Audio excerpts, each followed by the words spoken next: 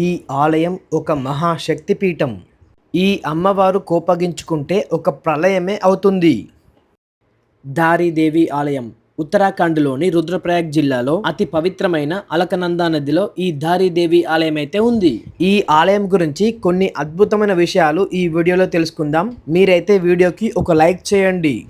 ఉత్తరాఖండ్లోని చోటా చార్ధామ్ యాత్రకి వెళ్తుంటే మనకైతే ఈ దారీదేవి ఆలయం అయితే కనిపిస్తుంది. అలకనందా నది మధ్యలో అయితే ఈ దారీదేవి ఆలయం అయితే ఉంటుంది. మనమైతే కొద్దిగా ముందుకు నడుచుకుంటూ వెళ్ళాలి.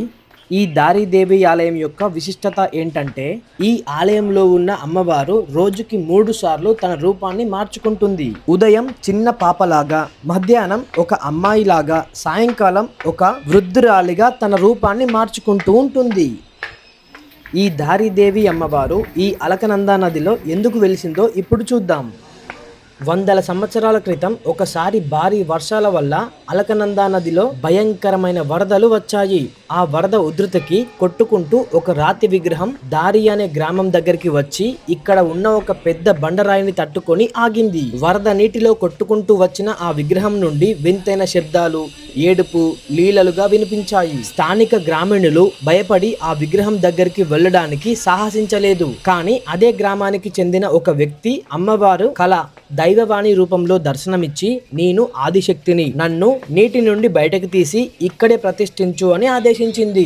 ఆమె ఆజ్ఞ ప్రకారం గ్రామస్తులు విగ్రహాన్ని నీటి నుండి బయటకు తీసి అలకనందా నది ఒడ్డున ఆ విగ్రహం ఎక్కడైతే ఆగిందో సరిగ్గా అదే స్థలంలో ఒక చిన్న ఆలయాన్ని నిర్మించారు. ఆ దారి గ్రామం పేరు మీదగానే అమ్మవారికి దారీదేవి అనే పేరు వచ్చింది. ఇప్పుడు మనమైతే ఈ ఆలయంలోకి వెళ్దాం. ఇక్కడైతే మనం చెప్పులు విప్పాల్సి ఉంటుంది.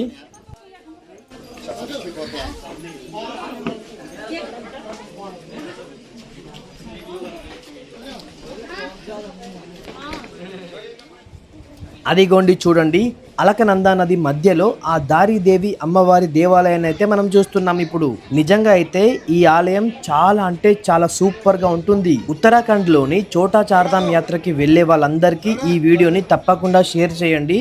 ఎందుకంటే ఈ దారీదేవి అమ్మవారిని దర్శించుకున్న తర్వాతనే మీరైతే చోటా చార్ధామ్ యాత్రకి వెళ్లాల్సి ఉంటుంది. ఈ దారి మాత అమ్మవారి యొక్క అనుగ్రహం ఉంటేనే మీకు అన్ని సవ్యంగా జరుగుతాయి అని ఇక్కడి ప్రజల విశ్వాసం. అలాగే ఈ ఆలయం వెనుక అసలు మిస్టరీ ఒకటి దాగి ఉంది. 2013 జూన్ 16న హైడ్రో పవర్ ప్రాజెక్టు కోసం అమ్మవారి విగ్రహాన్ని ఆమె ఉన్న స్థానం నుండి తొలగించారు. అలా అమ్మవారిని తొలగించిన సరిగ్గా కొన్ని గంటల్లోనే ఉత్తరాఖండ్ ని ముంచెత్తిన భయంకరమైన వర్షాలు, వరదలు గ్రామాలన్నీ కొట్టుకొని పోయాయి. లక్షల ఇల్లు నేలమట్టమయ్యాయి. వేల మంది ప్రాణాలు కోల్పోయారు. ఇప్పటికీ కూడా కొన్ని వందల మంది డెడ్ బాడీస్ కూడా దొరకలేదు. అలా జరిగిన కొన్ని రోజుల్లోనే మళ్ళీ యథావిధి స్థానానికి ఆ అమ్మవారిని ఎక్కడి నుండి అయితే తీశారో అక్కడే ప్రతిష్ఠించారు. స్థానికులు అమ్మవారిని కదిలించినందుకే ఆగ్రహం పడిందని ఇక్కడి స్థానికులు చాలా మంది చెప్తారు. అలా అప్పటి నుండి ఈ దారి మాతను ఉత్తరాఖండ్ రక్షకురాలిగా పిలుస్తారు. మీరు ఈసారి కేదార్నాథ్కి కానీ, బద్రీనాథ్ కానీ, గంగోత్రి, యమునోత్రి కానీ ఆలయాలకి వెళ్తే తప్పకుండా ఈ ఆలయాన్ని మాత్రం దర్శించుకోండి.